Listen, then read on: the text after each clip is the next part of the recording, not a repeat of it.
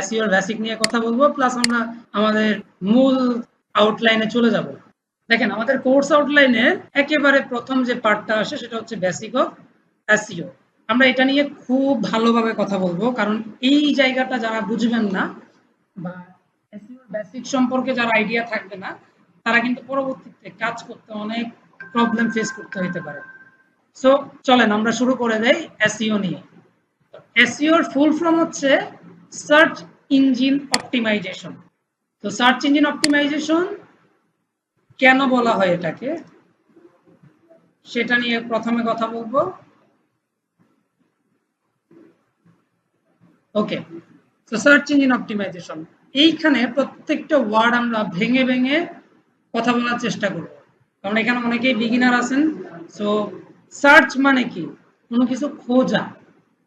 Engine মানে, আমি একবার ভেঙে বলতেছি, ইঞ্জিন মানে হচ্ছে যন্ত্র। সার্চ ইঞ্জিন হচ্ছে যে যন্ত্রের মাধ্যমে কোনো কিছু খোঁজা হয়, অর্থাৎ আপনি যে মাধ্যমগুলা ব্যবহার করে সার্চ করতে পারেন তাকে বলা হয় সার্চ ইঞ্জিন। এখন অপটিমাইজেশন শব্দটা কেন আসলো? অপটিমাইজেশন আসলে এই কারণেই, সার্চ ইঞ্জিনে অসংখ্য রেজাল্ট দেখায়। যেমন আমি যদি কখনো সার্চ করি baby skin care product, baby skin care product লিখে সার্চ করলাম সার্চ ইঞ্জিনে, অর্থাৎ গুগলে হইতে পারে, বিংয়ে হইতে পারে, বাইদুতে হইতে পারে, ইয়ানডেক্সে হইতে পারে, তারপর হইতে পারে ডাক ডাক গো, এরকম যে কোনো জায়গায় হইতে পারে। এই জায়গাতে আমরা বেবি স্কিন কেয়ার প্রোডাক্ট লিখে সার্চ করলাম। এখন দেখবেন বেবি স্কিন কেয়ার প্রোডাক্ট লিখে সার্চ করার কারণে ঠিক প্রথম সারিতে কিছু ওয়েবসাইট দেখাবে, একেবারে প্রথম সারিতে।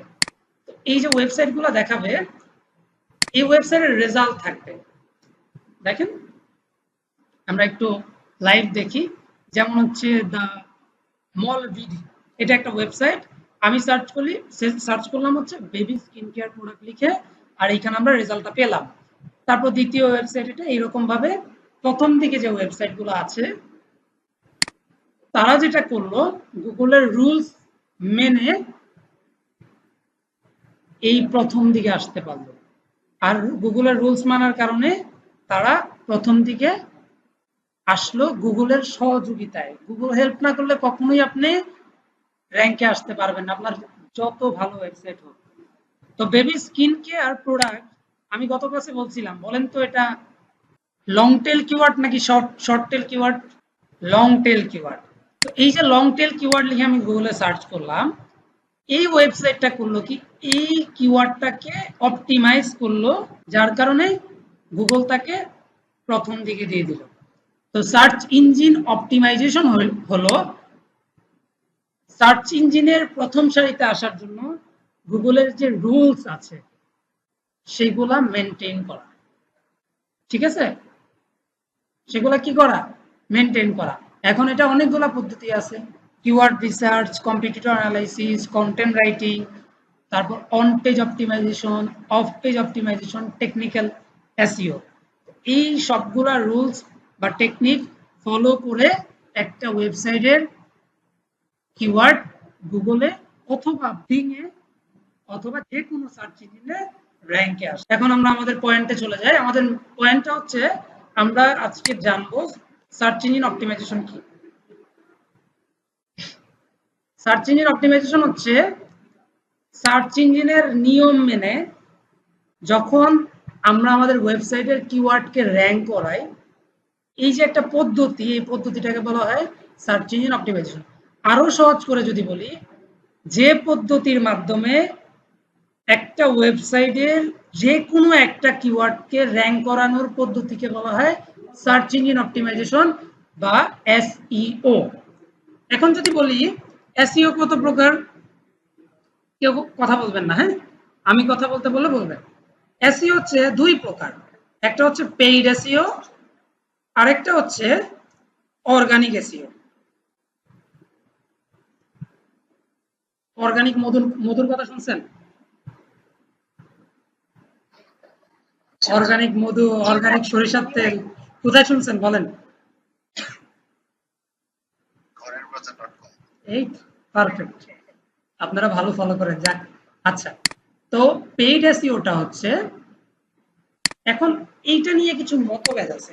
পেইড এসইও হচ্ছে যার মাধ্যমে সার্চ ইঞ্জিনকে টাকা দেওয়ার মাধ্যমে আপনি একটা নির্দিষ্ট পরিমাণ অ্যামাউন্ট দিলেন, যার মাধ্যমে আপনি র্যাঙ্কে চলে আসবেন। ফর এক্সাম্পল, কখনো কি খেয়াল করছেন কিনা জানি না, ডোমেইন হোস্টিং লিখে বা কোনো কিছু লিখে সার্চ করলে এই দেখেন প্রযোজিত লেখা আছে, ইংলিশে থাকলে এটা লেখা থাকবে হচ্ছে স্পন্সর, লাইক এটা, এটাও সেম।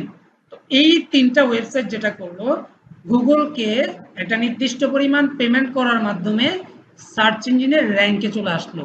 এখন এই পেইড র্যাঙ্কের পরে কিন্তু অর্গানিক র্যাঙ্ক, তাহলে পেইড র্যাঙ্ক ভালো, অবশ্যই ভালো, কিন্তু পেইড র্যাঙ্ক তো আর লং টাইম থাকে না। যতদিন টাকা দিবেন ততদিন থাকবে, যতদিন দিতে পারবেন না ততদিন কিন্তু র্যাঙ্ক আউট। সো এই যে প্রসেসটা, যে সার্চ ইঞ্জিনকে টাকা দেওয়ার মাধ্যমে আপনি র্যাঙ্কে চলে আসলেন, এটা কিন্তু এক ধরনের বিজ্ঞাপন। সার্চ ইঞ্জিনকে টাকা দিলেন, এখন আপনি প্রথম দিকে চলে আসলেন।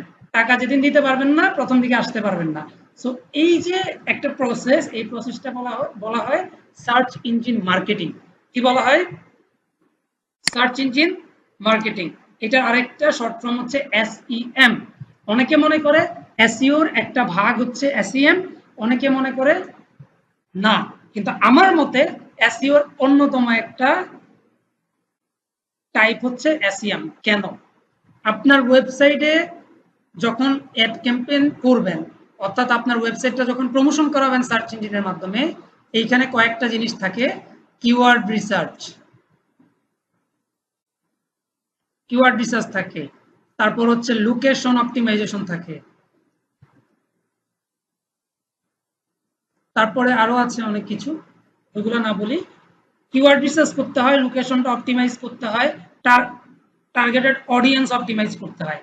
আপনি যদি এইখানে রিসার্চ বা এখানে রুলসগুলো যদি পারফেক্টলি মেনটেন না করেন, বা কিওয়ার্ড রিসার্চ পারফেক্টলি করলেন না, বিট পারফেক্টলি করলেন না, লোকেশন পারফেক্টলি সেট আপ করলেন না, টার্গেটেড অডিয়েন্স পারফেক্টলি করলেন না, সেট আপ করলেন না, তাহলে কিন্তু আপনার এই অ্যাড ক্যাম্পেইন থেকে ভালো রেজাল্ট আসবে না। অর্থাৎ এইখানেও অপটিমাইজেশনের বিষয় আছে, এই জন্য এটা একটা এসইওর পার্ট। সো ক্লিয়ার সবাই?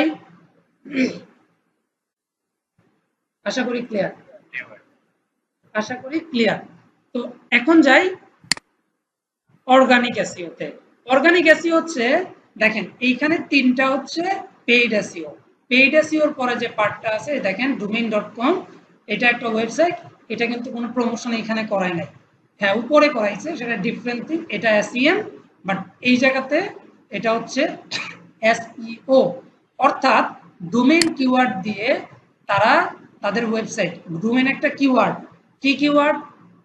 Short tail keyword. এই কিওয়ার্ডটাকে তারা অপটিমাইজ করার কারণে গুগলে কেউ যদি ডোমেইন লিখে সার্চ করে, তাহলে তাদেরকে 1 নম্বরে দেখায়। অর্থাৎ এটাকে বলা হয় অর্গানিক এসইও। বুঝতে পারছি? অর্গানিক এসইওর আরেকটা নাম আছে ফ্রি এসইও। অর্থাৎ যে এসইও করতে গেলে আপনার কোনো ধরনের খরচ নাই, তাকে বলা হয় অর্গানিক বা ফ্রি এসইও। কিন্তু মজার ব্যাপার বলি, অবশ্যই খরচ আছে, খরচ ছাড়া এসইও হয় না। ঠিক আছে?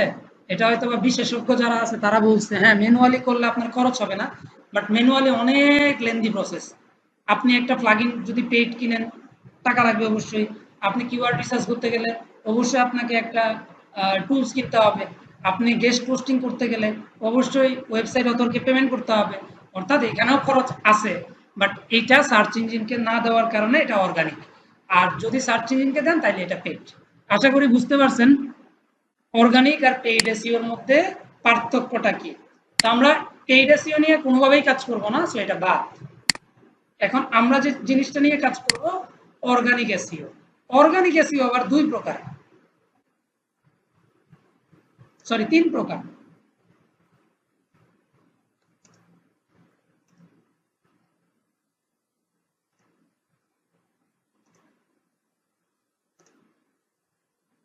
তিন নাম্বারটা কি হতে পারে বলেন?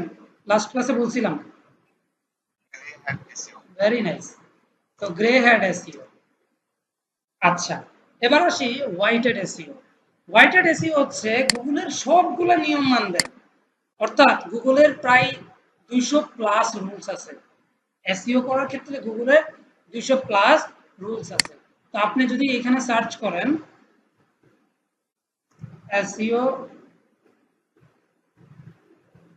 রুলস বা গুগল, তাইলে কিন্তু আপনি পাবেন। এই যে দেখেন অনেকগুলো আছে। Check if Google can see your page the same way a user does, don't want a page in Google search engine result. ঠিক আছে, এটা হচ্ছে কোশ্চেন। Use descriptive URL. আচ্ছা, এইরকম অনেকগুলা আছে, হ্যাঁ, রুলস আছে, প্রায় 200 প্লাস আছে। এগুলো একটু দেখতে পারেন সার্চ করে, তাইলে ভালো লাগবে। আর আপনাদের গত ক্লাসে একটা সার্চ ইঞ্জিন জার্নালের লিঙ্কটা দেওয়া হয়েছিল, ওটা একটু ঘাটাঘাটি করবেন। এই রুলসগুলা সম্পূর্ণ মেনটেন করা একটা ওয়েবসাইটের কিওয়ার্ড র্যাঙ্ক করানো হয়, ওটাকে হোয়াইটেড এসইও বলে।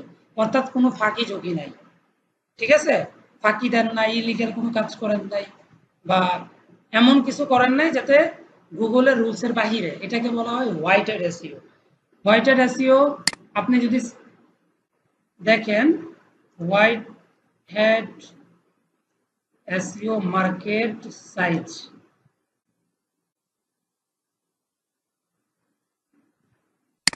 এটার মার্কেট সাইজ অনেক বড়, যদি এখানে এভাবে দেখাচ্ছে না। এই দেখেন মার্কেট সাইজ হচ্ছে 97.38%। হোয়াইটেড এসইওর মার্কেট সাইজ, মানে ফুল এসইওর মধ্যে হোয়াইটেড এসইওরই মার্কেট সাইজ হচ্ছে এটা, ঠিক আছে, 97.38%। অর্থাৎ দেখেন, তাহলে ভ্যালু কার বেশি, white hat SEO expert, grey hat SEO expert, নাকি black hat SEO expert? Must white hat SEO expert. কারণ আপনি একটা ওয়েবসাইটকে র্যাঙ্ক করাইলে, সেটা যদি হোয়াইটেড এসইও স্ট্র্যাটেজি হয়, তাহলে এটা অনেক দিন পর্যন্ত র্যাঙ্কে থাকে। আর ব্ল্যাক হেড হইলে 7 দিন থেকে 14 দিন পর্যন্ত। আর যদি গ্রে হেড হয় 1 থেকে 2 মাস। কিন্তু ওই দুইটা ওয়েবসাইটই যে কিওয়ার্ডগুলো র্যাঙ্ক করলো, ওই কিওয়ার্ডগুলোর জন্য ওয়েবসাইটটা পেনাল্টি খেয়ে যাবে। গত ক্লাসে আমাকে কেউ কোশ্চেন করছিলেন গুগল পেনাল্টি পলিসি নিয়ে, জানতে চাচ্ছিলেন, তো এটা নিয়েও আমরা একটু কথা বলি।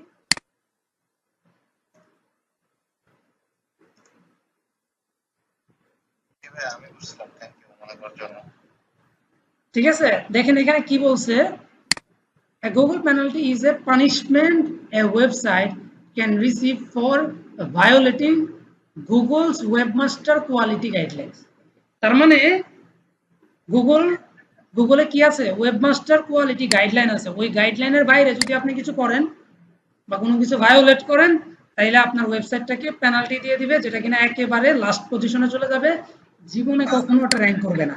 তো এইখানে দেখেন, এই আর্টিকেলটা পড়ে নিয়েন, এটা নিয়ে আমি নাই বলি। দেখেন কি এখানে কিছু কিছু বিষয় আছে, stay away from paid links, তারপরে avoid auto generated content and article spring.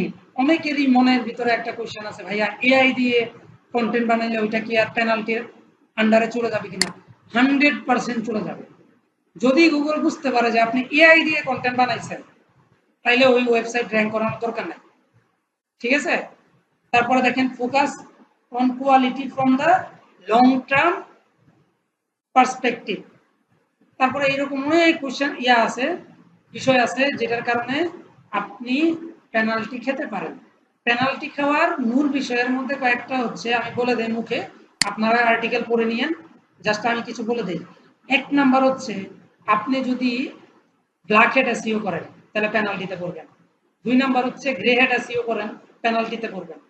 অনেকেই হচ্ছে এসইও নিয়ে জানেন, কিন্তু এটা জানেন না ওয়েব 2.0 যে ব্যাকলিংকটা আছে, সেটা হচ্ছে গ্রে হ্যাট এসইও। এই গ্রে হ্যাট এসইওটা অনেকেই অ্যাপ্লাই করে। ইভেন আপনি যখন মার্কেট প্লেস গুলোতে যাবেন, দেখবেন এটার কাজ এখনো আছে। আমার কথা বুঝতে কষ্ট হলে আমাকে বলবেন, ঠিক আছে, লজ্জার কিছু নাই। আমি চাই আপনারা শিখেন। সাইটটা আবার রিপিট করবেন কষ্ট করে। হ্যাঁ, অবশ্যই রিপিট করব।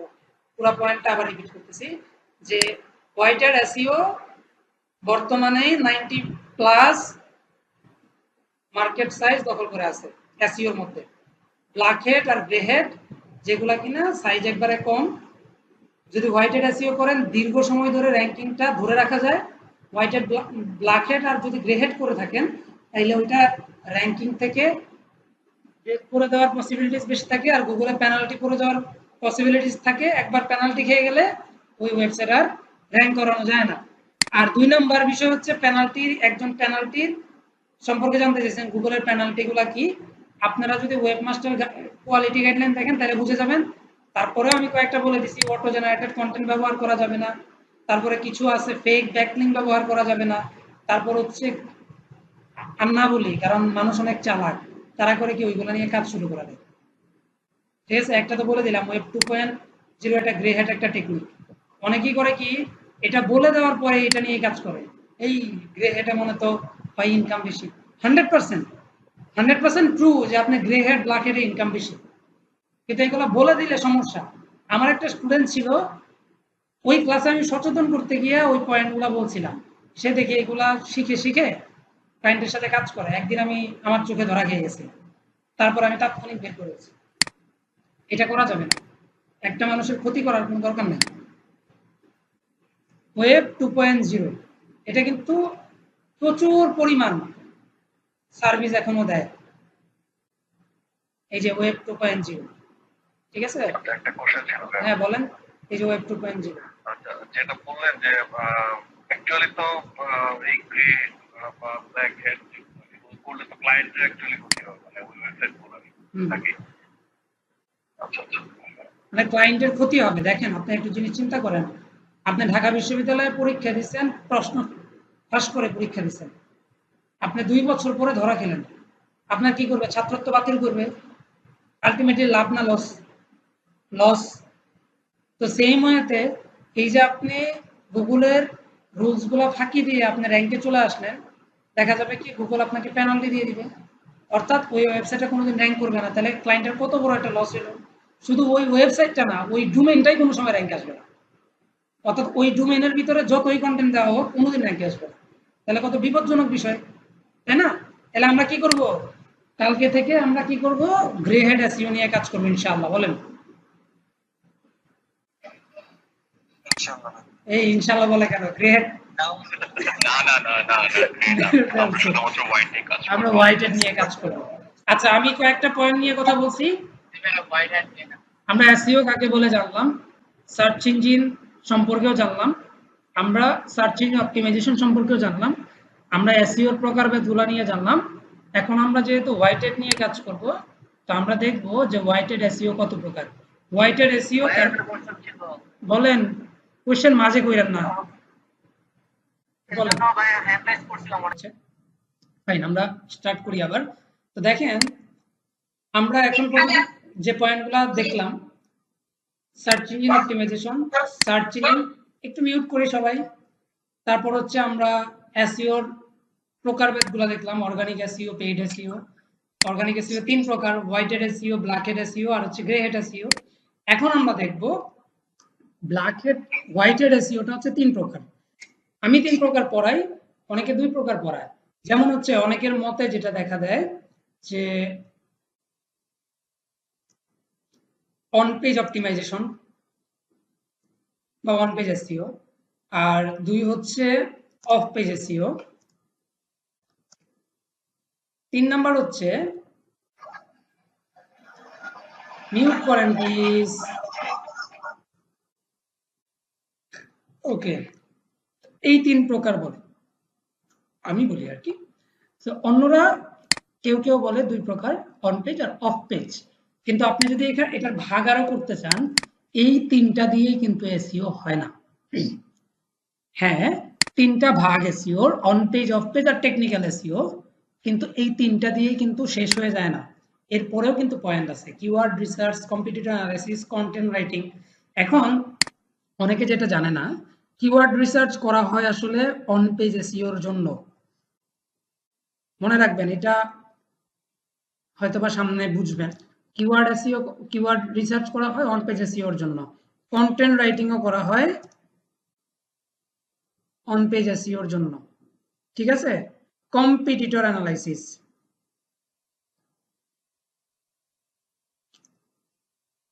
কম্পিটিটর অ্যানালাইসিস করা হয় অন পেজ প্লাস টেকনিক্যাল এসইওর জন্য, অন পেজ প্লাস টেকনিক্যাল এসইওর জন্য, মনে রাখবেন।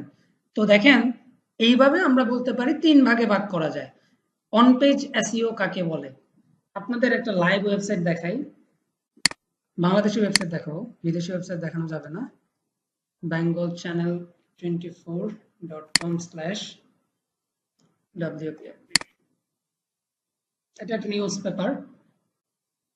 এই নিউজ পেপারটা আপনাদের দেখাই, তাহলে বুঝতে পারবেন। অন পেজ এসইও হচ্ছে একটা ওয়েবসাইটের ভিতরে অপটিমাইজেশন করা। অন পেজ এসইও হচ্ছে একটা ওয়েবসাইটের ভিতরে অপটিমাইজেশন করা। আমরা কি কখনো দেখছি ওয়েবসাইটের ভিতরে দেখতে কেমন বা উপরে দেখতে কেমন? আমরা যেমনটা ওয়েবসাইটের উপরে দেখি, কিন্তু ভিতরটা পুরোপুরি ডিফারেন্ট, পুরোপুরি আলাদা। দেখেন ওয়েবসাইটের ভিতরে কিন্তু এরকম দেখা যায়। সো ওয়েবসাইটের ভিতরে যে এসইওটা করা হয় সেটাকে বলা হয় অন পেজ অপটিমাইজেশন, ঠিক আছে? আর অফ পেজ অপটিমাইজেশন কি? আপনার এই ওয়েবসাইটটা যখন অন্যান্য ওয়েবসাইটের মাধ্যমে প্রমোশন করাবেন তখন তাকে বলা হবে অফ পেজ এসইও। এখন অনেকের প্রশ্ন হতে পারে, ভাই আমি যদি আমার ওয়েবসাইটের কোনো একটা লিঙ্ক ফেসবুকে শেয়ার করি, ওইটাও একটা ব্যাকলিঙ্ক হচ্ছে, অর্থাৎ অফ পেজ এসইও হচ্ছে।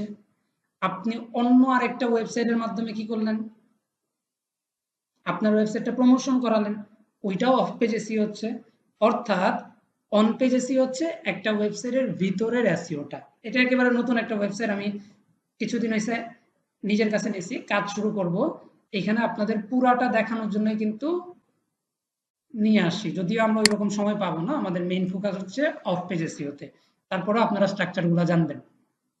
অফ পেজ এসইওটা কি? অন্যজনের ওয়েবসাইটে আপনার ওয়েবসাইটে প্রমোশন করানো বা আপনার ক্লায়েন্টের ওয়েবসাইটে প্রমোশন করানো, এটা অনেকভাবে করা যায়। কিভাবে করা যায়? আপনি আপনার ক্লায়েন্টের ওয়েবসাইট থেকে যে কোনো একটা কন্টেন্ট সোশ্যাল মিডিয়াতে শেয়ার করলেন, সোশ্যাল মিডিয়াতে যদি শেয়ার করেন ওটাকে বলা হবে সোশ্যাল বুকমার্কিং, ঠিক আছে? এখন এইটা বা এই ওয়েবসাইটের কোনো একটা কন্টেন্ট সেম আরেকটা ওয়েবসাইট, মানে আমি যেটা বোঝাতে চাচ্ছি সেম টপিকের আরেকটা ওয়েবসাইটে প্রমোশন করাবেন, ওইটাও কিন্তু অফ পেজ এসইও। বুঝতে পারছেন ঠিক বলেন তো এই বিষয়টা? বুঝতে পারছেন? Very nice. সো এটা অনেকে বুঝতে চায় না বা বুঝতে পারে না আসলে। আর টেকনিক্যাল এসইও জিনিসটা কি? টেকনিক্যাল এসইও হচ্ছে একটা ওয়েবসাইটে অনেক টেকনিক্যাল টার্ম থাকে। সেই টেকনিক্যাল টার্মগুলো কি আমি আপনাদের দেখাই।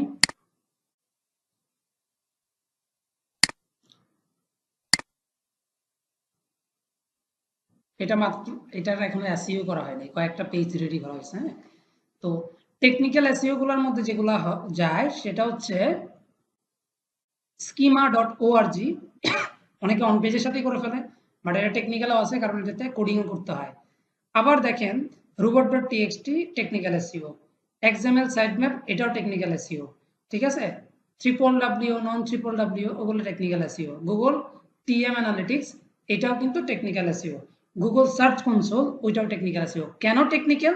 একটা ওয়েবসাইট এর সার্বিক দিক পর্যবেক্ষণ করার জন্য এবং একটা ওয়েবসাইটের সিকিউরিটি মেনটেন করার জন্য টেকনিক্যাল এসইওটা বাধ্যতামূলক। অফ পেজ এসইও না করলেও আপনার ওয়েবসাইট র‍্যাঙ্ক করবে শুধু অন পেজ করে, কিন্তু আপনার টেকনিক্যালটা করতেই হবে। অনেকে বলে যে শুধু অন পেজ করে র‍্যাঙ্ক করা যায়, হ্যাঁ করা যায়, যদি যে কিওয়ার্ড নিয়ে আপনি কাজ করতেছেন ওই কিওয়ার্ডটার কম্পিটিশন লেভেল যদি কম থাকে, ঠিক আছে, তাইলে। আর যদি বেশি থাকে তাহলে অফ পেজ করতে হবে। এটা প্ল্যানের উপর ডিপেন্ড করে। আশা করি টেকনিক্যালটা বুঝতে পারছেন। আমি একটু টেকনিক্যালের একটা বিষয় বলে দিই।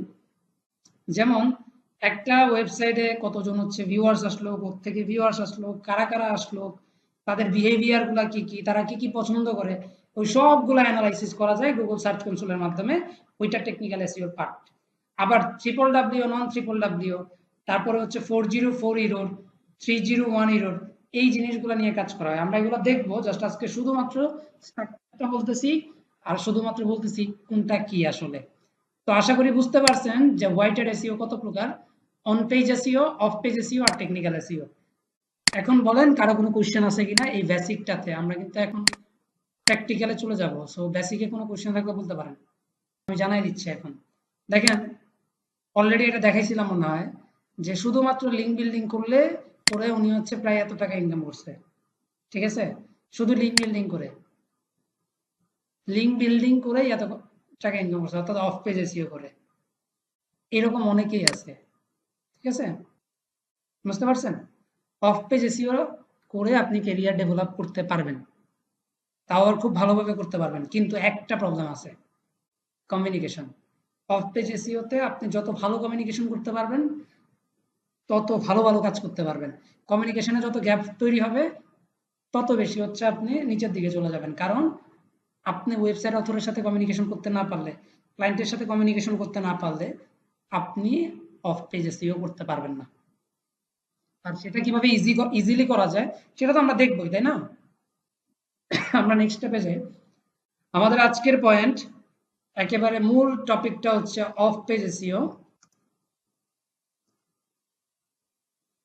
অফ পেজ এসইও আসলে অনেক রকমের হয়। চলেন আমরা দেখি যে কত রকমের অফ পেজ এসইও আছে। আমাদের এরকম ম্যাটেরিয়ালস আছে, ওইটা আপনারা পাবেন অবশ্যই।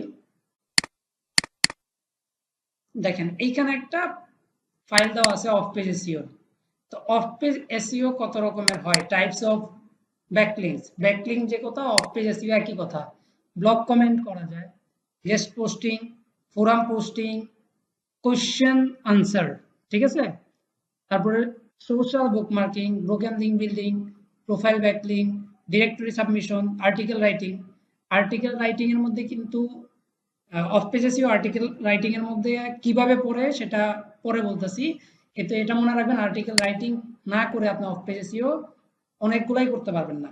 যেমন অডিও শেয়ারিং, তারপরে ভিডিও শেয়ারিং, ইমেজ শেয়ারিং, এইটু গব backlink, infographics, feedback backlink, HARO backlink, press release.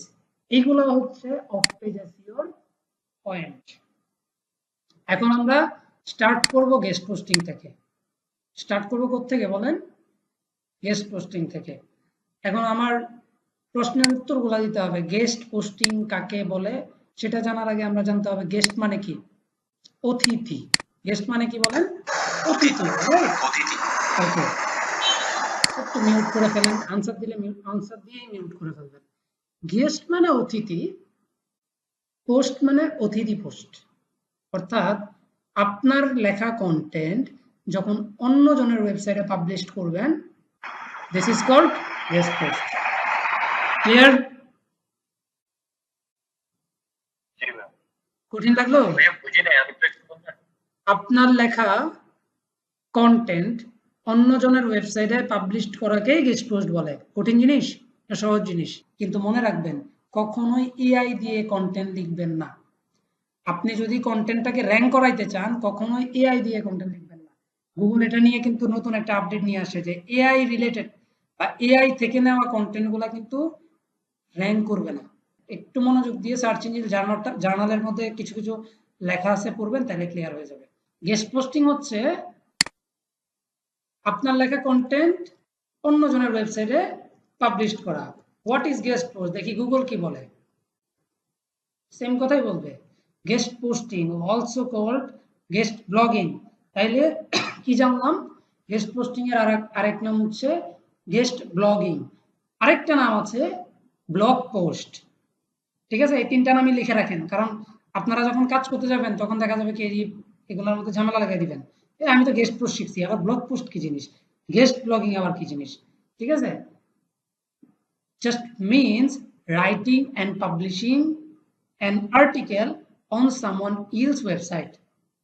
ঠিক আছে, এত কঠিন ভাবে বোঝার দরকার নাই, আরো সহজ করে দেই যে আপনি একটা আর্টিকেল লিখছেন, আপনি আমার ওয়েবসাইটে পাবলিশ করছেন, এটাই হচ্ছে গেস্ট পোস্টিং। আপনি আর্টিকেল লিখে বলতেছেন ভাইয়া আপনার ওয়েবসাইটের কন্টেন্ট তো অনেক ভালো, আমি আপনার ওয়েবসাইটের জন্য একটা আর্টিকেল লিখছি, আপনি আমার আর্টিকেলটা পাবলিশ করে দেন। আমি পাবলিশ করে দিলাম। প্রশ্ন আসে যে আমি যদি আপনার আর্টিকেলটা পাবলিশ করি আপনার বেনিফিট কোথায়? আপনি এত কষ্ট করে আর্টিকেল লিখলেন, এত কষ্ট করে আর্টিকেল লেখার কারণে আমার কিন্তু লাভ আছে, অর্থাৎ যার ওয়েবসাইটে আপনি পাবলিশ করাবেন তার কিন্তু লাভ আছে, তাই সে একটা আর্টিকেল পেলো, ভালো কোয়ালিটির একটা আর্টিকেল পেলো। আপনার লাভ কি? দুইটা লাভ হইতে পারে। এক নাম্বার হচ্ছে আপনি আর্টিকেলটা তার কাছে সেল করতে পারেন। আর্টিকেলটা কি করতে পারেন? সেল করতে পারেন তার কাছে। এখন আর্টিকেল সেল করলে কত অ্যামাউন্ট পাওয়া যায়? যদি $500 হয়, সরি 500 ওয়ার্ডসের হয়, তাহলে আপনি $10 নিতে পারেন। আর যদি তার বেশি হয়, আপনি বেশি চার্জ করতে পারেন। বাট আমাকে যদি জিজ্ঞেস করেন ভাইয়া আপনি বলেন কত চার্জ করব, আমি বলবো $15 মিনিমাম। যদি আপনি 500 ওয়ার্ডের একটা আর্টিকেল লেখেন তাহলে আপনি $15 চার্জ করবেন, 700 ওয়ার্ডের হইলে $20 চার্জ করবেন। ঠিক আছে? তো যারা ইংলিশে ভালো আছেন তারা এইভাবে আর্টিকেলগুলো লিখে সেল করতে পারেন। সেই প্রসেসটা আমি দেখাবো। 2 নাম্বার পয়েন্ট হচ্ছে আপনি বেনিফিট নিতে পারবেন তার কাছ থেকে। এটা তো আপনি তার থেকে টাকা নিলেন, এবার আপনি কি পাবেন? বেনিফিট পাবেন অন্যভাবে, টাকা নিয়ে না। সেটা হচ্ছে ট্রাফিক। কিভাবে? একটা ওয়েবসাইটের ভিতরে যখন একটা আর্টিকেল পাবলিশ করা হয়, বিভিন্ন লিঙ্ক করা হয়। কি করা হয়? লিঙ্ক করা হয়। এই দেখেন একটা আর্টিকেলের ভিতরে আমরা যাই, যে কোনো একটা আর্টিকেলের ভিতরে।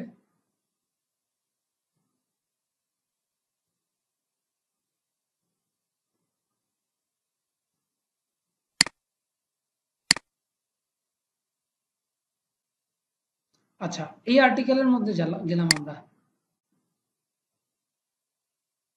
প্রথমটা তো ক্লিয়ার, বুঝতে পারছেন? আপনি আর্টিকেল লিখবেন, অন্য ওয়েবসাইটের কাছে বিক্রি করে দিতে পারবেন আর্টিকেলটা।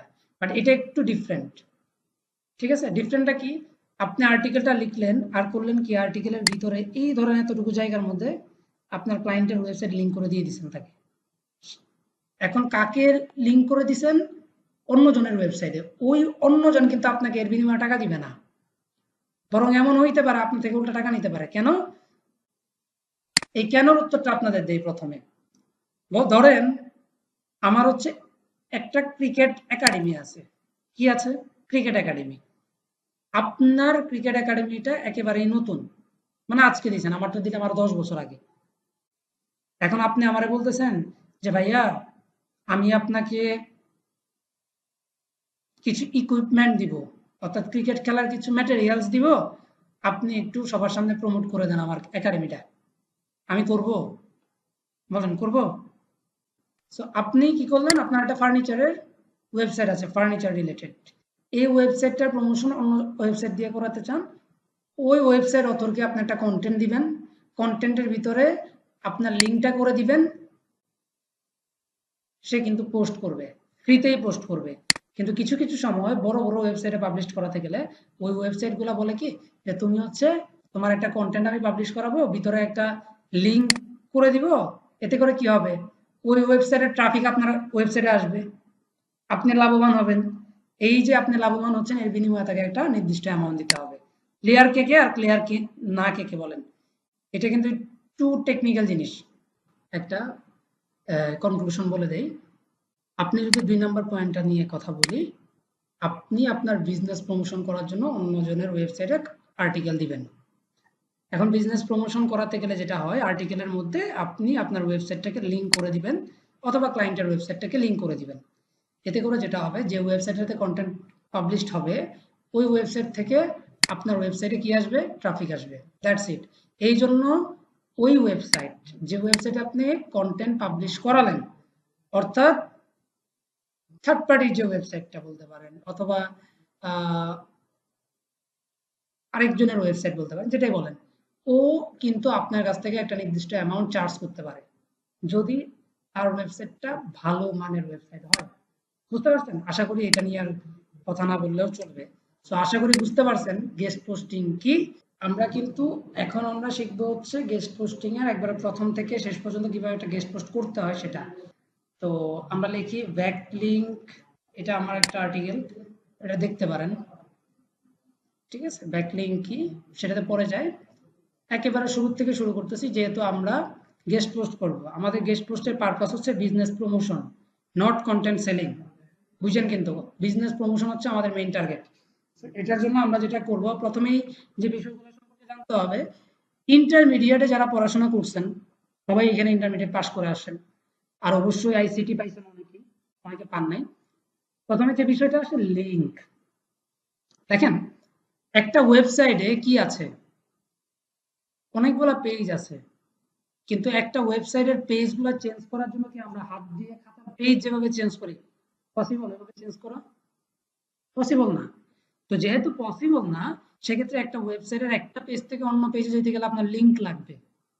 তাহলে সহজভাবে যদি বলতে চাই তাহলে কি দাঁড়ায়, লিঙ্ক হচ্ছে একটা ওয়েবসাইটের একটা পেজ থেকে অন্য পেজে যাওয়ার রাস্তা বা অবস্থাকে বোঝায়।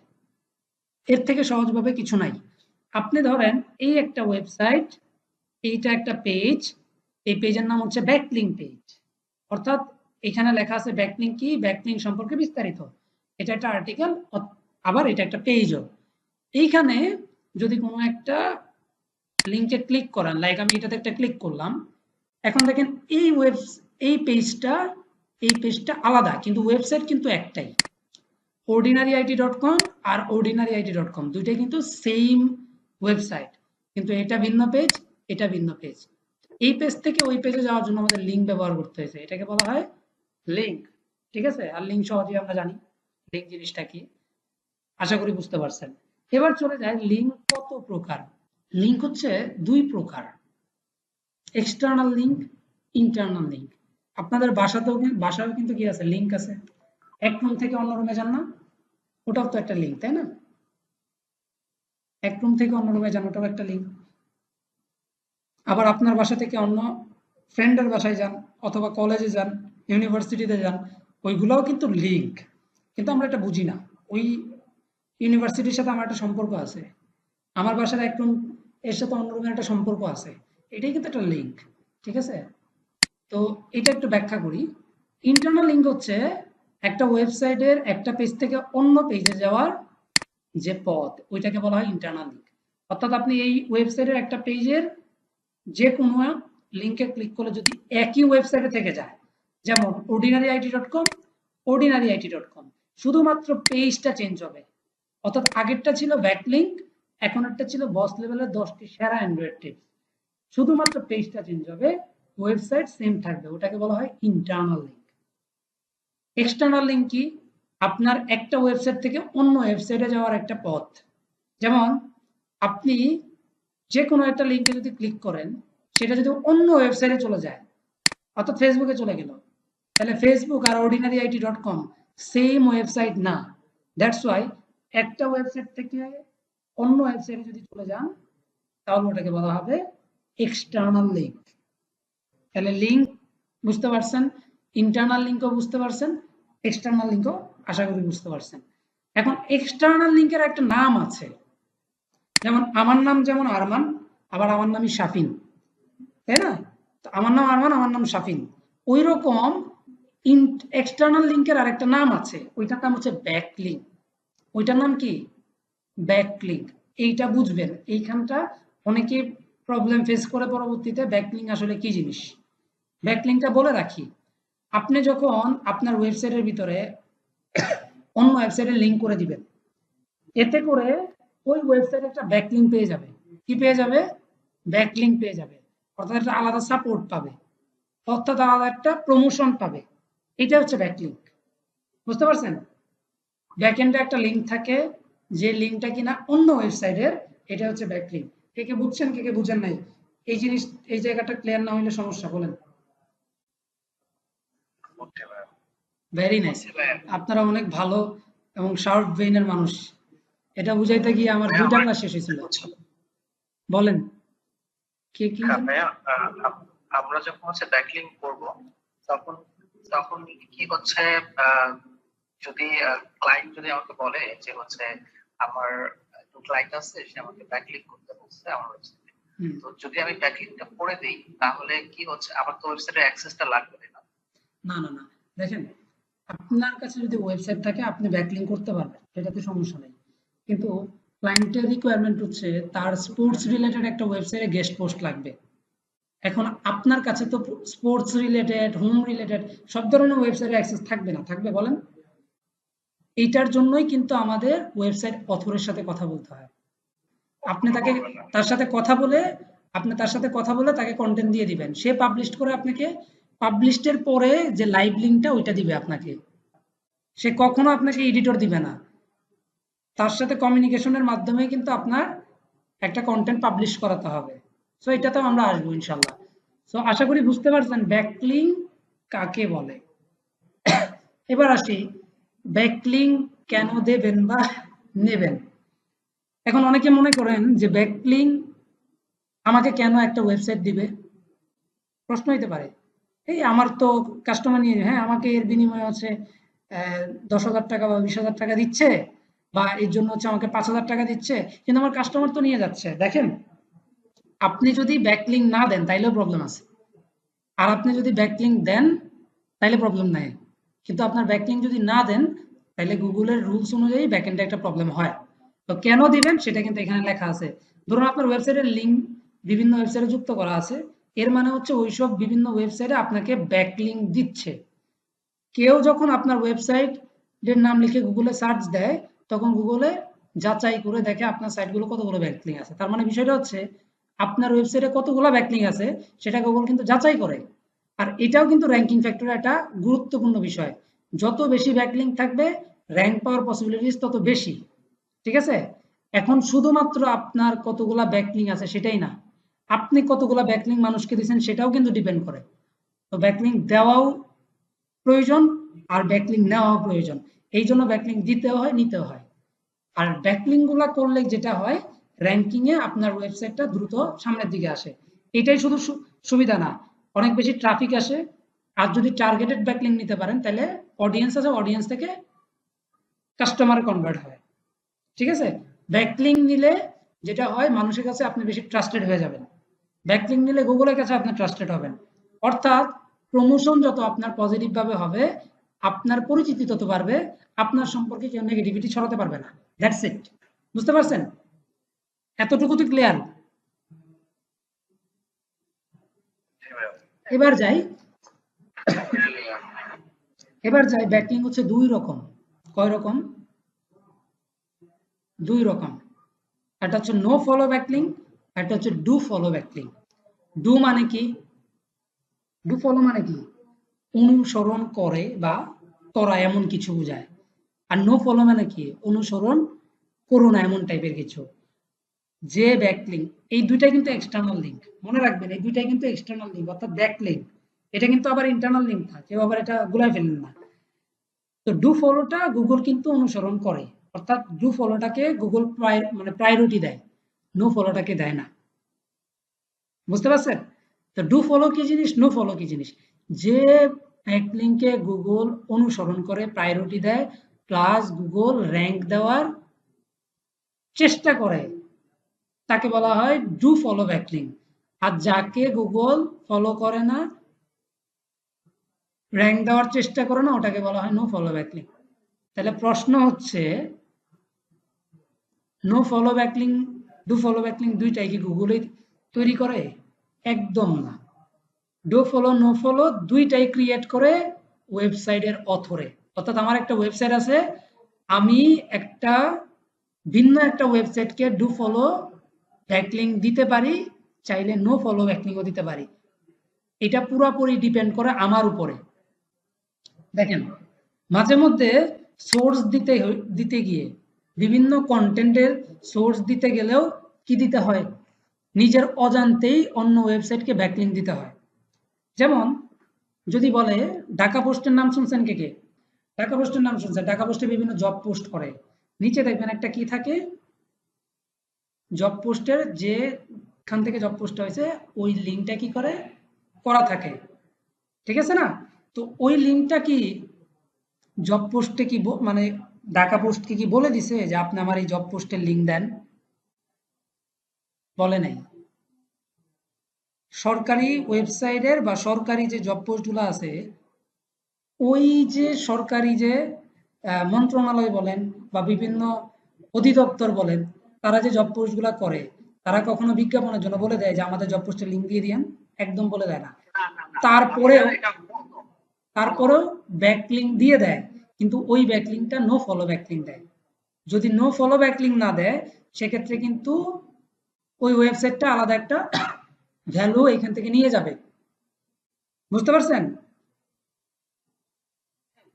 বুঝতে পারছেন?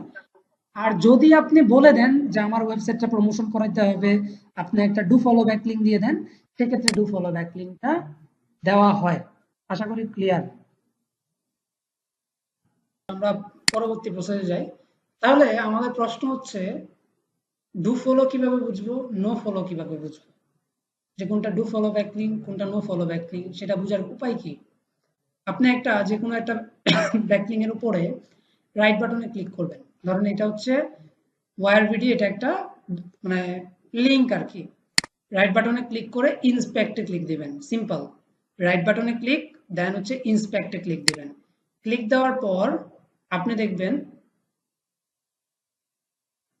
কিছু অপশন আসবে, যেমন এই যে ওয়ারভিডির উপরে যখন আপনি মাউসের পয়েন্টার রাখবেন, দেখেন এখানে লেখা আছে, এটা ব্যাকলিংক এর প্রসেসটা বলা আছে যে HREF, এটা হচ্ছে একটা লিংক করার প্রসেস। মানে লিঙ্কটা এটার মধ্যে থাকে, কোন শব্দের মধ্যে লিঙ্কটা করবে ওই শব্দটা মাঝে থাকে। এটা হচ্ছে একটা HTML কোড। আপনার HTML সম্পর্কে জানার দরকার নাই, শুধু দেখবেন এই জায়গায় কোনো জায়গায় নো ফলো লেখা আছে কিনা। বলেন তো নো ফলো লেখা আছে? না ভাইয়া। যদি নো ফলো লেখা না থাকে তাইলে ভেবে নিবেন এটা হচ্ছে ডু ফলো ব্যাকলিংক। আর নো ফলো লেখা যদি থাকে, রাইট বাটনে ক্লিক করে ইন্সপেক্টে গিয়ে যে যদি দেখেন নো ফলো লেখা আছে, তাহলে ওইটা হচ্ছে no follow backlink. For example, আপনি যদি এটার উপরে যান, আমি একটু দেখি, এই যে রাইট বাটনে ক্লিক দিয়ে ইন্সপেক্টে গেলাম, দেখেন এইখানে নো ফলো লেখা আছে কিনা। আছে? জি ভাইয়া। নো ফলো লেখা আছে, রাইট? সো নো ফলো যদি লেখা থাকে তাহলে মনে করবেন এটা নো ফলো ব্যাকলিংক। এখন প্রশ্ন হচ্ছে এইভাবে বের করা বা এইভাবে খুঁজে বের করা খুব কঠিন একটা জিনিস। তাহলে সহজ মেথড কোনটা? সহজ মেথড হচ্ছে আমাদের একটা টুলস এর ইউজ হবে আজকে। ওই টুলস এর নাম হচ্ছে moz.com। moz.com। তো আমরা এখানে লিখবো হচ্ছে moz.com, লিখে সার্চ করব। তারপর এখানে আমরা একটা অ্যাকাউন্ট করব। অ্যাকাউন্ট করার জন্য লগইন অপশনে যেতে হবে, সাইন আপে যেতে হবে, ইমেল দিবেন, ডিসপ্লে নেম দিবেন, পাসওয়ার্ড দিবেন, এখানে কোম্পানি দিবেন হচ্ছে মার্কেটিং অ্যাডভার্টাইজিং, সাইজ দিবেন 1, আর এখানে দিবেন হচ্ছে আই এম লার্নিং এসইও। আর এটা মানে এগ্রি করবেন, সাইন আপ করবেন। সুন্দর করে আপনার মেইলে একটা অ্যাক্টিভেশন মেল যাবে, ওইখান থেকে মেল আপনার মোজটা অ্যাক্টিভ করে দিবেন। তারপর ইমেল এবং পাসওয়ার্ড দিয়ে এখানে লগ ইন করে ফেলবেন। এই যে জাস্ট লগ ইন করবেন, হয়ে গেল লগ ইন করা। কি হলো না? এবার হলো, লগ ইন হয়ে গেল। এখন আমরা ডু ফলো নো ফলো ব্যাকলিংকটা কিভাবে বের করব? আমাদের টুলসে কিন্তু লগ ইন হয়ে গেছে। মনে রাখবেন যতবার আপনি ল্যাপটপ বা পিসিটা অফ করবেন তারপর যতবার ওপেন করবেন ততবার এখানে লগ ইন করতে হবে, কারণ লগ আউট হয়ে যায়। পিসি বন্ধ মানে এটা লগ আউট হয়ে যায়, মানে সিকিউরিটি পারপাসে। এখন আপনি যেটা করবেন, মোজ বার এক্সটেনশন একটা এক্সটেনশন আছে, মোজ বার একটা এক্সটেনশন আছে, এটা অ্যাড করবেন। এটার জন্য মোজ বার এ যাবেন, সিম্পল মোজ বারে যাবেন, এখানে অ্যাড টু ক্রোম লেখা থাকবে, অ্যাড টু ক্রোমের উপর ক্লিক করবেন, জাস্ট অ্যাড টু ক্রোমে ক্লিক দিবেন। তারপর হচ্ছে আপনি অ্যাড এক্সটেনশন একটা অপশন আসবে, এখানে অ্যাড করে দিবেন, শেষ। অ্যাড টু ক্রোম এইরকম অ্যাড এক্সটেনশন একটা অপশন আসবে এখানে, যেমন রিমুভ আসে ওইরকম অ্যাড এক্সটেনশন একটা অপশন আসবে, অ্যাড করে দিবেন। তারপর এই যে একটা পাজলের মতো অপশন আছে, অর্থাৎ এক্সটেনশনের ঘর বলতে পারেন বা স্টোর বলতে পারেন, এটার উপর ক্লিক করে মোজটাকে জাস্ট পিন করে দিবেন। আমাদের এই যে মোজ এক্সটেনশন আনপিন করে ফেলছি, এবার দেখেন পিন করে দিলাম, এই যে চলে আসলো। তার মানে আমাদের moz.com এ লগ ইনও করা শেষ, মোজ বার এক্সটেনশন আমার অ্যাড করাও শেষ। এতটুকুই কাজ, এটা একবারই করতে হবে, বারবার করার দরকার নাই। হ্যাঁ, লগ ইনটা বারবার করতে হবে। আমার কাজ কিন্তু শেষ। এখন আপনি মোজের উপর একটা ক্লিক করবেন, ক্লিক করলেন, ক্লিক করার পরে এখানে একটা প্যানের মতো অপশন আছে, এই প্যানটাতে ক্লিক দিবেন। আপনি যদি নো ফলো দেখতে চান তাহলে নো ফলোর উপর ক্লিক করেন, নো ফলোর উপর ক্লিক করেন, যেগুলা এই কালার আসবে অর্থাৎ বেগুনি কালার যেগুলো আসবে সেগুলো নো ফলো ব্যাকলিঙ্ক, আর যেগুলাতে এই কালারটা আসবে সেটা হচ্ছে ডু ফলো ব্যাকলিঙ্ক। দেখেন তো এখানে নো ফলো ব্যাকলিঙ্ক আছে কিনা, নাই। এই যে রিপ্লাইটা একটা লিঙ্ক, রাইট, এইটা কিন্তু নো ফলো। এখন এই যে এটা কিন্তু এখন হাইড করে দিছে, এটা কিন্তু ব্লগার থেকে আসছে, ব্লগার নাম শুনছেন মনে হয়, ব্লগার থেকে একটা অ্যাকাউন্ট এখানে আসছে, এটাও কিন্তু নো ফলো ব্যাকলিঙ্ক। এবার আসেন ডু ফলো ব্যাকলিঙ্ক কোনগুলা, এই যে এগুলো সবগুলো ডু ফলো ব্যাকলিঙ্ক, এই যে এটাও ডু ফলো ব্যাকলিঙ্ক। এই যে দেখেন আমি বলছিলাম একটা জিনিস wirebd.com, দেখেন তো wirebd কি নো ফলো না ডু ফলো, এই যে ডু ফলো, বুঝতে পারছেন? এবার এখানে কিছু কাজও করতে পারবেন, এক্সটার্নাল লিঙ্ক কোনগুলা, এই যেগুলা। এবার দেখেন আরো দেখতে পারবেন ইন্টারনাল লিঙ্ক কোনগুলা, এগুলা। তার মানে internal link, external link, no follow backlink, do follow backlink সবগুলাই আপনি দেখতে পারবেন এই মোজ এক্সটেনশনের মাধ্যমে। বলেন আগের থেকে ইজি হইলো? ম্যানুয়ালি করার চাইতে কি ইজি না? পারবেন সবাই, এটা পারবেন? কত সিম্পল জিনিস। তাহলে আমরা গেস্ট পোস্টিং কেন করি? ব্যাকলিং এর জন্য করি। ব্যাকলিংটা কি হইতে হবে? ডু ফলো ব্যাকলিং হইতে হবে।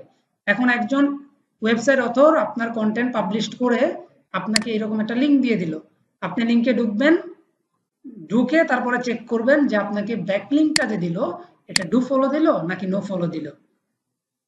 পারবেন না খুঁজে বের করতে?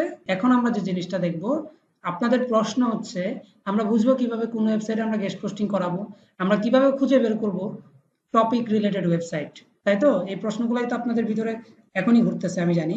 তো এটার জন্য আপনাদের এখানে অফ পেজ এসইওর একটা পার্ট 1 এর একটা কি আছে, ফাইল আছে, এটা ওয়ার্ড ফাইল। এই ওয়ার্ড ফাইলে গেলে গেস্ট পোস্টের একটা জায়গা আছে, অর্থাৎ কিভাবে গেস্ট পোস্টের ওয়েবসাইটগুলো বের করতে হয়। আপনারা যে কোনো একটা টপিক বলেন, ওই টপিকের উপরে আমরা একটা কি করব, ওয়েবসাইট বের করব। টপিক বলেন। খালি ফিটনেস আর কিছু নাই? ক্যাট ফুড কে বলছে? আচ্ছা, প্রোগ্রামিং দিয়েও দেখবো। তারপর হচ্ছে আরেকজন বলছে হচ্ছে কি যেন বলছিলেন, ক্যাট ফুড, প্রোগ্রামিং না, না না না, ঘরের বাজার কি কোনো টপিক হলো? দেখেন এইখানে একটা বিষয় আছে, ইউর কিওয়ার্ড। ইউর কিওয়ার্ড মানে হচ্ছে টপিক বোঝাচ্ছে, ইউর কিওয়ার্ড বলতে টপিক বোঝাচ্ছে, এই জায়গায় আপনি টপিকটা দিবেন, আর বাকি যেটা যেভাবে আছে ওইভাবে দিয়ে সার্চ করবেন। এখন যে ওয়েবসাইটগুলো আসবে ওই ওয়েবসাইটগুলো শুধুমাত্র গেস্ট পোস্টিং অ্যাকসেপ্ট করে, শুধুমাত্র গেস্ট পোস্টিং অ্যাকসেপ্ট করে কোন টপিকের উপর অ্যাকসেপ্ট করে? প্রোগ্রামিং এর উপর অ্যাকসেপ্ট করে। ইজি ওয়েতে বের করতে পারলেন না ওয়েবসাইটগুলো? যেমন বেটার প্রোগ্রামিং নামে একটা ওয়েবসাইট আছে যারা কিনা আপনার প্রোগ্রামিং রিলেটেড কন্টেন্টগুলো পাবলিশ করবে। তারপরে এই ওয়েবসাইটে পাবলিশ করবে। কোডেক্স ওয়ার্ল্ড আছে, তারপরে কি বোঝা যায় না এরা প্রোগ্রামিং ওয়েবসাইট? বোঝা যায় তো নাকি? বুঝাইতে যায়, কোডেক্স বুঝাই যায়, মেক মি এ প্রোগ্রামার বুঝাইতে যাচ্ছে। তারপরেও আপনি চাইলে ভিতরে ঢুকে দেখতে পারবেন যে এরা প্রোগ্রামিং নিয়ে কাজ করে কিনা। ঠিক আছে, এই যে দেখেন এরা প্রোগ্রামিং নিয়ে কাজ করে। এবার এখন ওয়েবসাইট পেয়ে গেলাম, এখন প্রশ্ন হচ্ছে ওয়েবসাইটের অথরের সাথে তো কথা বলতে হবে গেস্ট পোস্টিং এর জন্য, সেই অথর কোথায়?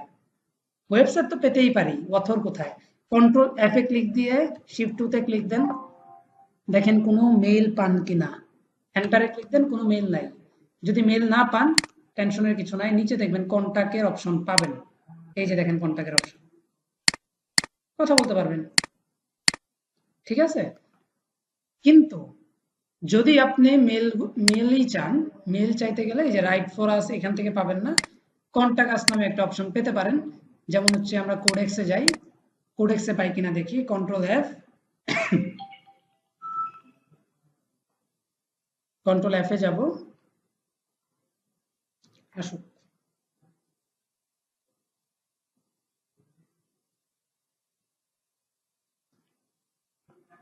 কন্ট্রোল এফ শিফট 2 দিয়ে এন্টার দেন।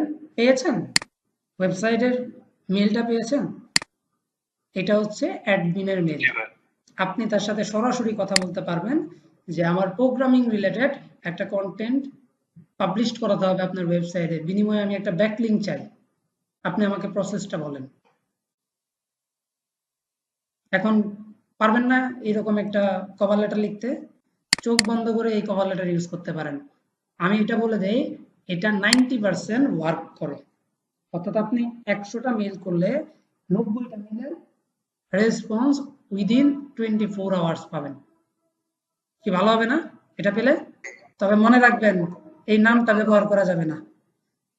আর টপিকে দিবেন হচ্ছে গেস্ট, মানে সাবজেক্টে দিবেন গেস্ট পোস্ট। সো এটা ইউজ করতে পারেন। এখন প্রশ্ন হচ্ছে ভাইয়া কপি করলে আমরা শিখবো কি জিনিস? একটা জিনিস মনে রাখবেন, এখানে কপির কিছুই না। আপনি তার সাথে একটা ডিলে যাচ্ছেন। কিসে যাচ্ছেন? একটা ডিল করতেছেন। এখন সে এটার বিনিময়ে আপনার কাছ থেকে একটা পেমেন্ট চাইতেই পারে, তাই না? পেমেন্ট চাইতে পারে, তখন আপনি তার সাথে নেগোসিয়েশন করবেন। ওই যে নেগোসিয়েশন করলেন এটা আপনার হইলেই হবে, কভার লেটার আপনার দরকার নাই। কিন্তু মার্কেট প্লেস বা বিভিন্ন জায়গায় যখন জবে অ্যাপ্লাই করবেন তখন কভার লেটারটা নিজের মতো হওয়াটা জরুরি, এই জায়গাতে না।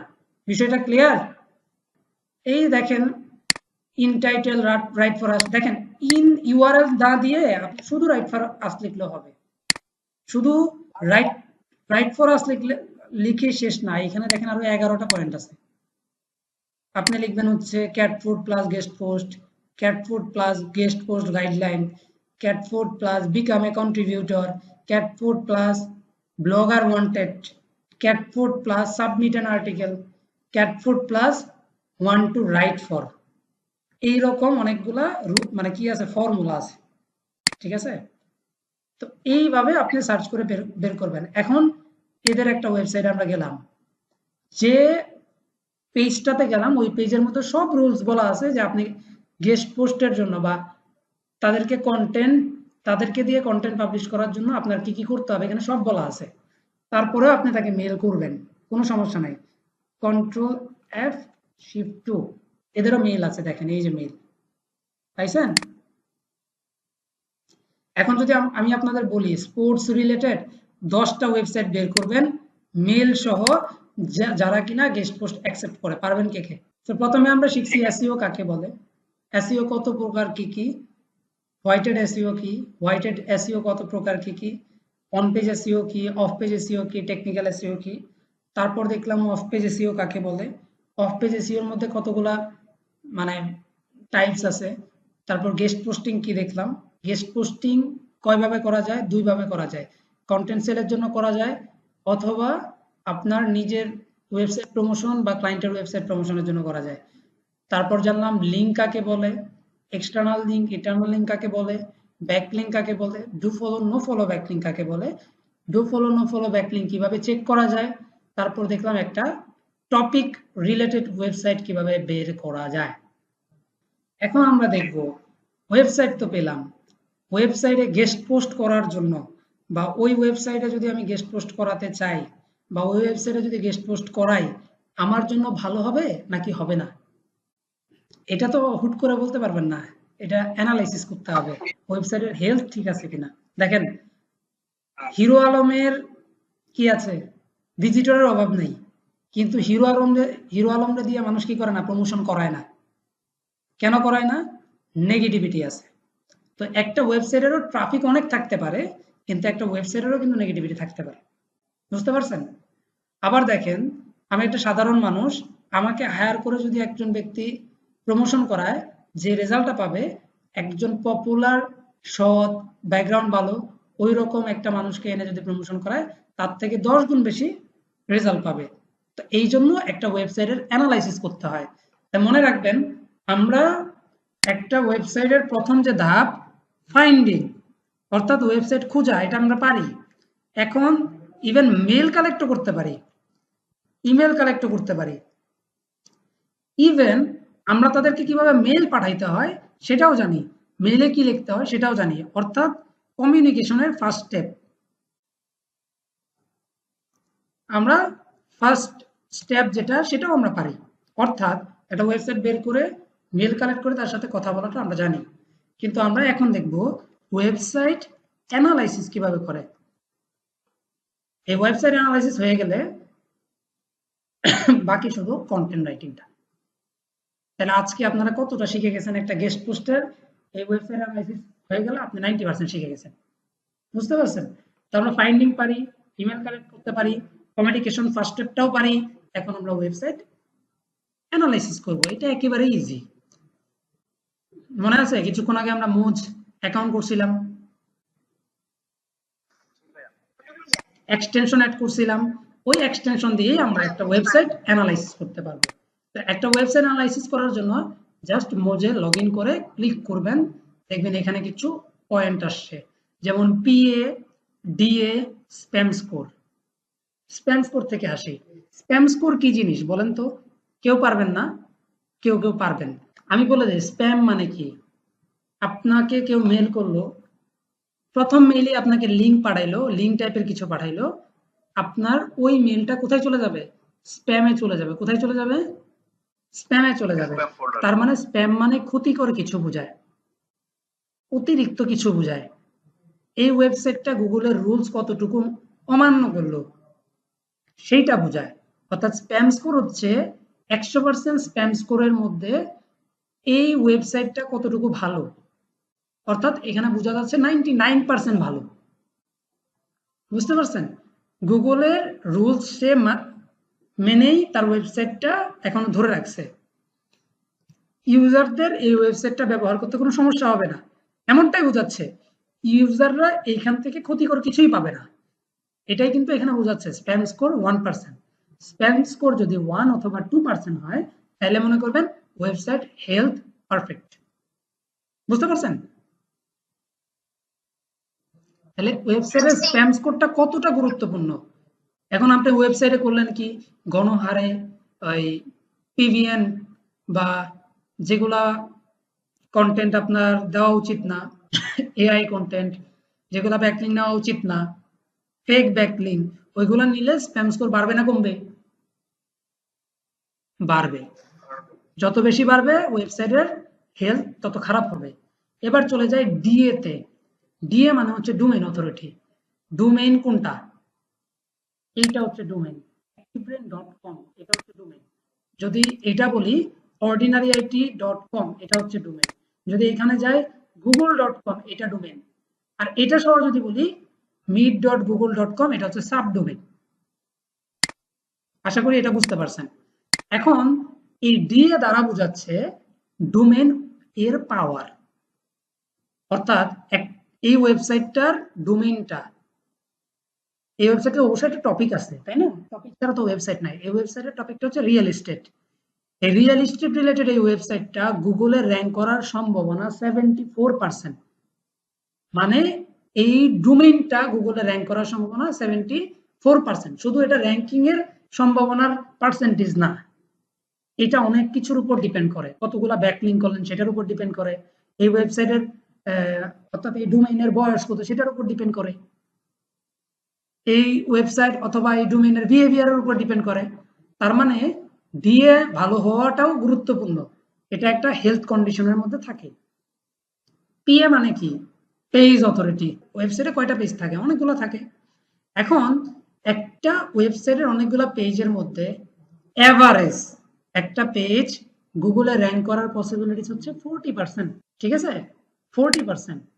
এখন আপনারা বিভিন্ন সময় বিব্রত হতে পারেন কিছু কাজে, যেমন এইখানে 40% দেখাচ্ছে না, আপনি অ্যাক্টিভব্রেইনের হোম পেজে গেলে দেখবেন অন্যটা।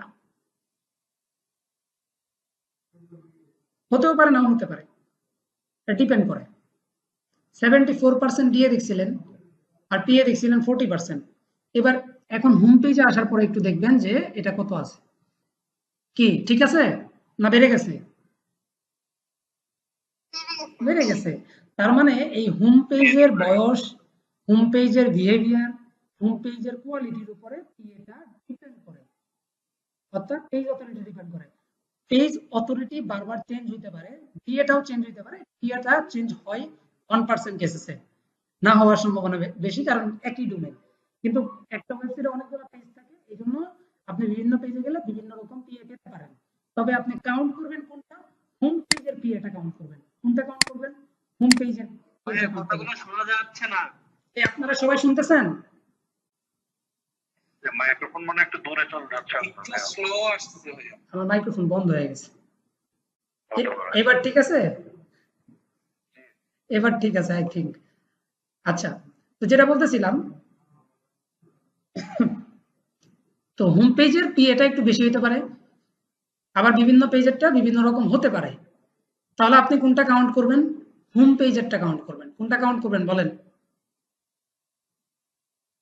হোম পেজেরটা। এবার আসি এগুলার কাজ আসলে কি। এগুলার কাজ আসলে কি, এগুলা কেন হচ্ছে মোজ দিয়ে দেখা হয়, এগুলার কাজ কি? এগুলার কাজ হচ্ছে স্প্যাম স্কোর দিয়ে আপনি হেলথটা বুঝতে পারতেছেন যে এই ওয়েবসাইটের হেলথের অবস্থাটা কি। ডিএ অর্থাৎ ডোমেইন অথরিটি দিয়ে বুঝতে পারতেছেন এই ওয়েবসাইটের কোয়ালিটি কেমন, মানে এই ডোমেইনটা এতদিন ধরে যে চলে আসতেছে বা এতদিন ধরে অ্যাক্টিভ আছে, এটার কোয়ালিটি কেমন, কি পর্যায়ে আছে। তারপরে দেখতে পারেন পিএ মানে পেজ অথরিটি, পেজ অথরিটির কোয়ালিটি আসলে কেমন সেটাও আপনি দেখতে পারবেন। যে কোয়ালিটি বোঝায় অ্যাকচুয়ালি, বুঝতে পারছেন?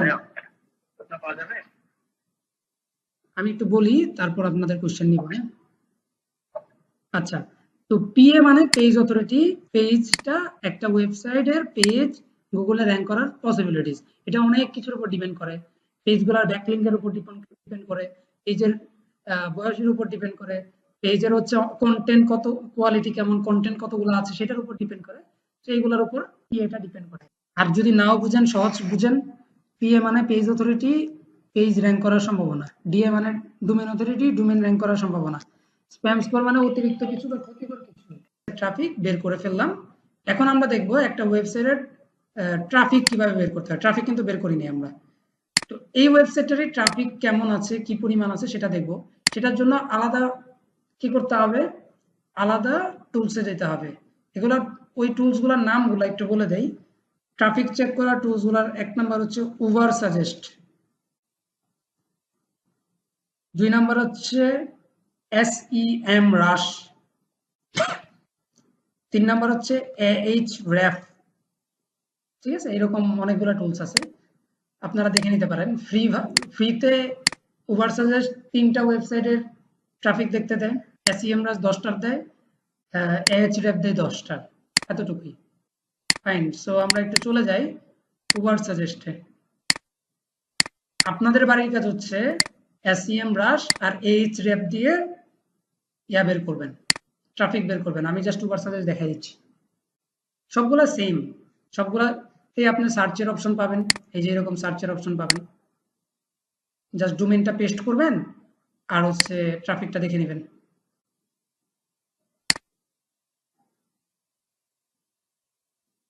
এখানে ক্রস করে দিবেন, তারপরে এখানে হচ্ছে ডোমেইনটা দিয়ে দিবেন। এই যে ডোমেইনটা দিয়ে দিলাম, আমি ইউএস এর রেজাল্ট চাচ্ছি, এই জন্য আমি দিয়ে দিলাম ইউএস। দেখি এটা ট্রাফিক কেমন, ট্রাফিক আসছে। দেখেন, আপনাদের মধ্যে অনেকেই কনফিউশন থাকতে পারে, এটা হচ্ছে ব্যাকলিং এর সংখ্যা, এটা হচ্ছে ডোমেইন অথরিটি, এটা হচ্ছে অর্গানিক কিওয়ার্ড, কতগুলো কিওয়ার্ড আছে অর্গানিক, এটা হচ্ছে ট্রাফিক। মনে রাখবেন SEM রাশে যখন দেখবেন তখন দেখবেন পেইড ট্রাফিক, তারপরে অর্গানিক ট্রাফিক আছে, আপনি নেবেন হচ্ছে অর্গানিক ট্রাফিক। তার মানে এই ওয়েবসাইটটা ভালো, ওভারঅল এই ওয়েবসাইটটা ভালো। ঠিক আছে, এবার কিছু শর্টকাট বলে দেই যেগুলো নোট করতেই হবে। একটা ওয়েবসাইটের ডিএ যদি 50-এর উপরে হয়, একটা ওয়েবসাইটের পিএ যদি 30-এর উপরে হয়, একটা ওয়েবসাইটের স্প্যাম স্কোর যদি 1 থেকে 2% হয়, আর ট্রাফিক যদি উবার সাজেস্ট অনুযায়ী 1000-এর উপরে, SEM রাশ অনুযায়ী 500-এর উপরে যদি হয়, ওই ওয়েবসাইটে যদি আপনি গেস্ট পোস্ট করান, ওইখান থেকে ভালো রেজাল্ট পাবেন। এখন যে ওয়েবসাইটের ট্রাফিক বেশি, আরেকবার বলবো, যে ওয়েবসাইটের ট্রাফিক বেশি ওই ওয়েবসাইটে গেস্ট পোস্টিং এর কস্টিংটাও বেশি। ঠিক আছে, আর তবে সব থেকে বেশি কস্টিং হয় টপিক রিলেটেড ওয়েবসাইট, যেমন এটা হচ্ছে রিয়েল এস্টেট ওয়েবসাইট। আমি যদি রিয়েল এস্টেটের কোনো গেস্ট পোস্ট করাতে যাই, তাহলে এখানে আমার খরচটা একটু বেশি করতে হবে, ঠিক আছে? তো আমি আরেকবার বলি, একটা ওয়েবসাইটের ডিএ যদি 50-এর উপরে হয়, একটা ওয়েবসাইটের ডিএ যদি 50-এর উপরে হয়, পিএ যদি 30-এর উপরে হয়, আর স্প্যাম স্কোর যদি 1 থেকে 2% হয়, আর উবার সাজেস্ট অনুযায়ী ট্রাফিক যদি 1000-এর উপরে হয়, এসইএম রাশ অনুযায়ী ট্রাফিক যদি 500-এর উপরে হয়, তাইলে ওই ওয়েবসাইটে গেস্ট পোস্ট করতে পারবেন। এর কম হইলে না করাটা উত্তম। এটা হচ্ছে একটা মিনিমাম স্ট্র্যাটেজি বা মিনিমাম রিকোয়ারমেন্ট বলতে পারেন। আশা করি বুঝতে পারছেন।